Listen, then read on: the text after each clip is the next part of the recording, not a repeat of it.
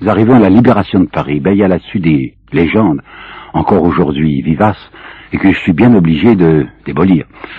On a prétendu, j'étais à ce moment-là en Suisse, et la radio suisse, les journaux suisses, dit Paris s'est libéré. Mais non, Paris ne s'est pas libéré.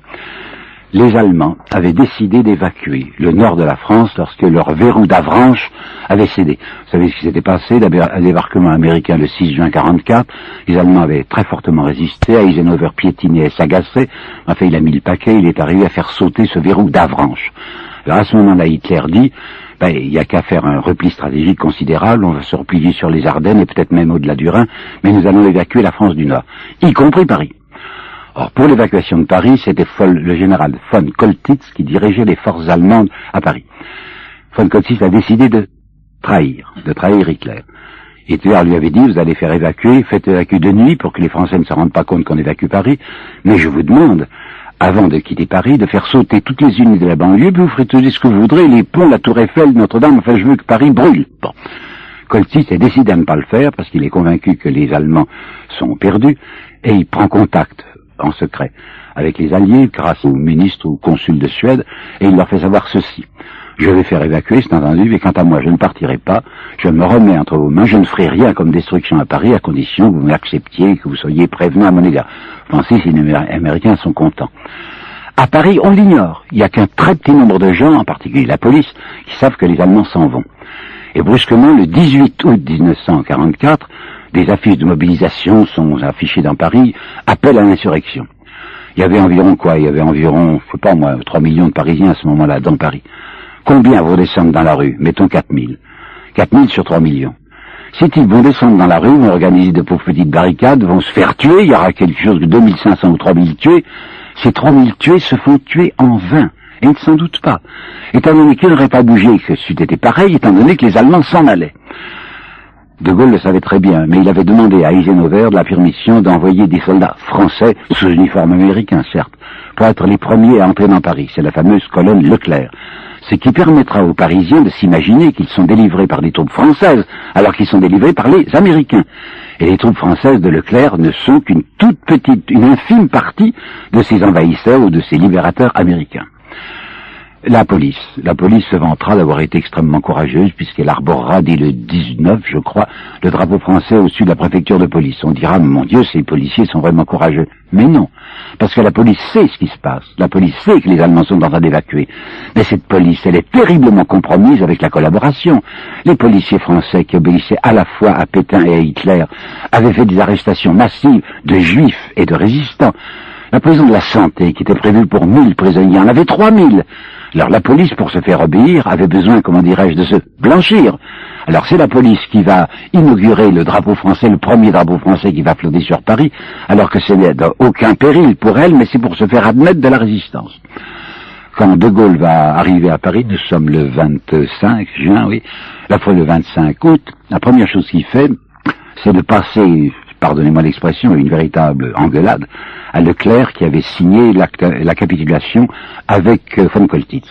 Or Leclerc avait accepté qu'au bas de ce document de capitulation, une autre signature que la sienne figura. La signature du colonel Rol Tanguy, ROL Tanguy, qui était le chef des communistes en révolte à Paris. Et De Gaulle dira à Leclerc, ne vous rendez pas compte de l'erreur politique énorme que vous venez de commettre en admettant qu'un représentant du Parti communiste signe une capitulation. Pour Leclerc, n'a qu'à baisser le nez en se disant, je ne me suis pas rendu compte de ce que je faisais. Et que fait De Gaulle en arrivant à Paris? Il va donc à Gare Montparnasse pour confirmer la capitulation. Il va ensuite rue Saint-Dominique, au ministère de la Guerre, qu'il avait quitté le 12 juin lorsque le gouvernement s'était replié sur Bordeaux, pour dire, je suis maintenant le chef de l'armée. Il va voir ensuite la préfecture de police, comme s'il était d'abord préoccupé d'avoir entre les mains les deux instruments de contrainte, c'est-à-dire l'armée et la police. Et enfin, En fin de journée, il va aller à l'hôtel de ville où le CNR, Comité National de la Résistance, est réuni depuis des heures, l'attendant avec une espèce de ferveur. Ces gens de la Résistance, depuis des années, criaient vive de Gaulle. Tout à coup, ils vont se trouver en présence physique, enfin chair et en os, de cet homme qu'ils ont tant acclamé et tant vénéré. Or, le général de Gaulle ne fera qu'une apparition très brève à l'hôtel de ville, assez froide. Deux personnes qui étaient là et qui ne s'aiment pas m'ont dit les mêmes choses. Il y avait Bidault d'une part, il y avait François Mitterrand d'autre part, qui était là aussi, et qui dit le général de Gaulle a été très désagréable avec nous, il est resté qu'une vingtaine de minutes, nous faisions un grand cercle enthousiaste autour de lui, et là, au centre de ce cercle, il remet la tête de droite et de gauche comme pour s'éventer de propos importants. Les gens de la Résistance sont extrêmement tristes, mais ils pensent que c'est le général qui est fatigué, et le surlendemain, de Gaulle va réunir le CNR pour leur dire des choses amères. Qu'est-ce qu'il leur dit donc, de Gaulle, quand il réunit le CNR dans son bureau de la rue Saint-Dominique, c'est le 28 août, et il leur dit, vous étiez, vous avez remarqué, au passé, vous étiez le CNR, il n'y a plus de comité national de la résistance, il n'y a plus de résistance, je suis là. Alors, vous, membres de la résistance, je vais vous nommer dans une assemblée consultative. Il avait réuni, comme Bonaparte, une assemblée consultative qui était purement fictive, qui n'avait aucun pouvoir réel, et les gens s'aperçoivent tout d'un coup qu'ils sont mis totalement à l'écart. Et De Gaulle a une phrase d'une dureté incroyable dans ses mémoires à ce propos, il dit, après avoir recueilli les observations résignées ou véhémentes, je déclarais que l'audience était terminée. Ces pauvres types du CNR, vous savez, sont matraqués.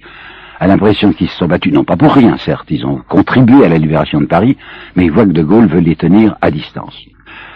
Rendez-vous bien compte de ceci, le général de Gaulle, pendant 14 mois, va être le monarque absolu de la France.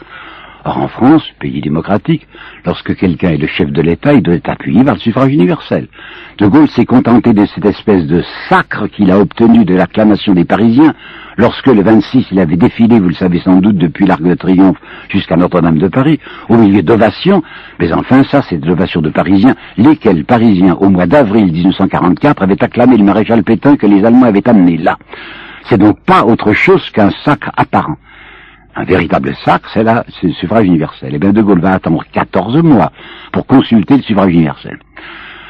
Au tome 2, je crois, au début du tome 2 de ses mémoires, De Gaulle va dire l'espèce de monarchie que j'avais assumée. Mais non, c'est pas une espèce, c'est une monarchie absolue, car pendant 14 mois, c'est sa seule autorité qui décide de tout, étant donné que la commission consultative n'a pas de pouvoir réel. Alors examinons un peu ce qu'il va faire pendant ces 14 mois de dictature, de toute puissance. Regardons du point de vue social, du point de vue international et du point de vue colonial. Au point de vue social, De Gaulle avait annoncé une très grande, la plus grande révolution. Et il fera des choses, c'est parfaitement vrai, il fera des choses.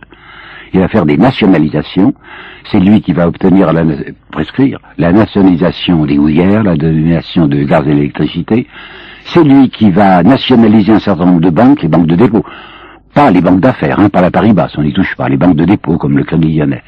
Il va refondre la législation des fermages et des métayages dans un sens très favorable aux paysans. Il va également imposer aux entreprises les comités d'entreprise, ce sont des ouvriers qui maintenant vont se réunir obligatoirement et contrôler un peu les cadences de travail et surtout les questions sanitaires, sans avoir le droit de contrôler la gestion de l'usine, mais en fait tout de même une participation, la première participation ouvrière aux entreprises, et le général se vantera beaucoup d'être celui qui avait donné le suffrage aux femmes, c'est vrai. C'est avec De Gaulle que les femmes françaises auront pour la première fois le droit de voter. Laissez-moi vous dire entre parenthèses que le général sait très bien ce qu'il fait en donnant, enfin croit savoir ce qu'il fait en donnant le pouvoir politique aux femmes. Il se persuade un peu à tort que les femmes seront des éléments conservateurs, qu'elles voteront à droite et que par conséquent il n'aura pas de difficulté avec elles. Il a donc fait socialement des choses. Mais enfin, entre ces quelques réformes intéressantes qu'il a faites et l'énorme révolution qu'il avait annoncée, vous reconnaîtrez qu'il y a une certaine distance. Voilà du point de vue social. Du point de vue international, je vous ai dit que De Gaulle se félicitait en 1942 de ce que les Russes ont participé considérablement à la victoire. Et je vous avais dit, c'est une arrière-pensée, à savoir politique d'équilibre entre les Américains et les Russes. Alors il va se précipiter dès la fin de l'année 1944 en Russie pour voir Staline. Alors De Gaulle voudrait jouer la politique suivante auprès de Staline et va lui dire, écoutez, nous avons tous les deux le même intérêt à ce que l'Allemagne reste une puissance écrasée, ne reconstitue pas un Reich, que ce soit un embryon, enfin un groupe de Länder, comme vous savez, la France de l'Allemagne de Westphalie. Mais Staline est un homme positif, hein, un donnant-donnant. Et il dit à De Gaulle, oui, je suis d'accord, à condition que, vous, De Gaulle, vous reconnaissiez comme seul pouvoir légitime en Pologne ce gouvernement communiste que Staline avait établi à Lublin. Or, il y avait, De Gaulle les connaissait physiquement, le gouvernement provisoire de Pologne qui était réfugié à Londres. Et De Gaulle ne peut pas trahir ses amis de Londres, et surtout il n'a pas envie de constituer en Pologne un pseudo-gouvernement ultra et uniquement communiste qui serait à Lublin. Alors il résiste, il dit à Staline, non, je ne peux pas, si bien que le voyage que De Gaulle a fait au Kremlin, c'est un coup d'épée dans l'eau. Quand il revient, il a le sentiment qu'il a raté de ce côté-là. Et lui qui avait tellement voulu que la France ne soit pas un satellite américain, et qui avait même été d'une certaine dureté, je dois dire qu'il avait été exaspéré du fait qu'il n'ait pas été invité, lui, représentant la France, ni à Yalta qui est en janvier 45, ni à Potsdam qui est en juillet 45, et qu'il avait considéré que les grands estimaient la France comme une puissance secondaire, et qu'il avait même été assez méchant à l'égard de ce malheureux Roosevelt, qui, vous savez bien, était très malade, va bientôt mourir, et qui, au retour d'Yalta, s'était arrêté à Alger en priant le général de bien vouloir venir le voir de Paris à Alger. Le général avait répondu avec une hauteur que je trouve un peu pénible, si le président Roosevelt veut me voir, il n'a qu'à se déplacer et venir à Paris. Roosevelt n'avait pas aimé ça, il avait dit en souriant, De Gaulle se conduit comme une prima donna, mais néanmoins, De Gaulle est bien obligé de capituler. Il va aller, comme on dit, à Canossa, et 2 fois, en 44 puis en 45, il va aller la main tendue auprès des Américains, car la France ne pouvait vivre financièrement et économiquement qu'avec l'appui américain. Il a donc raté, le malheureux, de ce qu'il avait tenté de faire, à savoir d'éviter que la France soit un satellite américain. Et il se résigne à cette coupure de l'Europe en deux, l'Europe de l'Est, satellite russe, et l'Europe de l'Ouest, belge et français, satellite américain. Colonialement. Vous savez bien que la 4e République finira par se détruire à cause des affaires coloniales. Il y a l'affaire d'Indochine d'abord, qui se terminera en 54 par Dien Bien Phu et le partage d'Indochine, et surtout il y aura la terrible histoire d'Algérie. Ben, je dois vous dire, sans joie, que De Gaulle est responsable des 2 événements. Prenons l'Algérie d'abord. Le 8 mai 45, se produit à Sétif, dans le Constantinois, une manifestation très grave. Organisée par qui? Organisée par les anciens officiers algériens qui avaient servi dans les troupes françaises et qui avaient connu là une véritable fraternité. Vous savez, les officiers français traitaient ces Algériens comme des camarades. Mais lorsque les officiers algériens démobilisés reviennent chez eux, ils s'aperçoivent que rien n'a changé à la condition de leurs parents. Et que ces parents, qui sont presque tous des paysans, sont asservis comme ils l'ont toujours été. Alors ce 8 mai 1945 à Sétif se produit la première manifestation nationaliste algérienne où on verra dans les rues de Sétif ce drapeau qui est aujourd'hui le drapeau de l'Algérie, le drapeau vert et blanc, avec des anciens officiers qui disent « Non, on s'est battu pour la libération des peuples, il y a un peuple algérien à délivrer ». Dans la nuit du 8 au 9 mai se produisent des horreurs. Il y a des paysans qui étaient au service des colons et que les colons prenaient pour des gens à dos courbe et qui étaient tout à fait asservis. Voilà un certain nombre de ces paysans qui se révoltent contre les colons et qui se conduisent d'une manière, je le dois dire, affreuse. Puisque dans la nuit du 8 au 9 mai, il y aura 109 assassinats d'Européens par des Algériens. 109.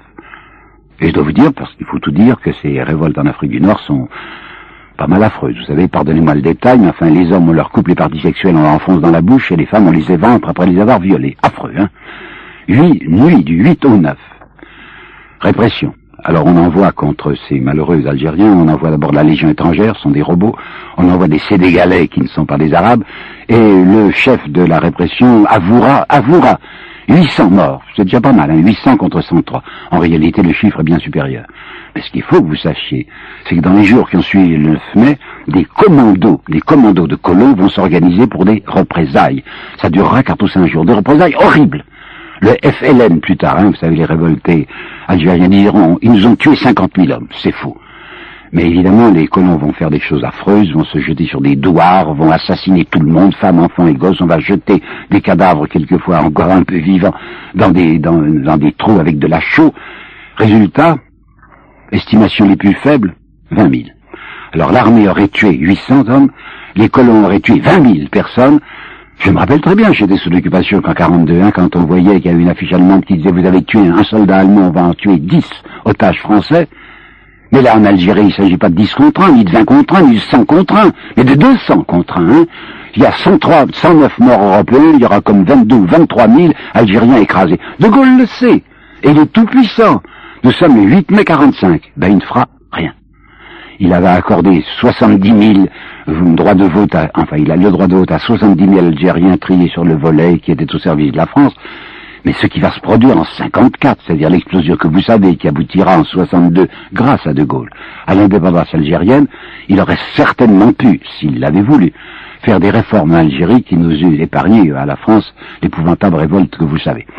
Il avait fait ce qu'il avait pu pour empêcher les Alliés de déclarer la Libye indépendante. La Libye, vous savez, c'était autrefois une possession italienne, la Cyrenaique, la Tripolitaine, et De Gaulle disait, mais si vous créez un État indépendant aux frontières de la Tunisie d'une part et de l'Algérie d'autre part, eh ben ça va être la contagion de la dépendance. Il refusait. Indochine.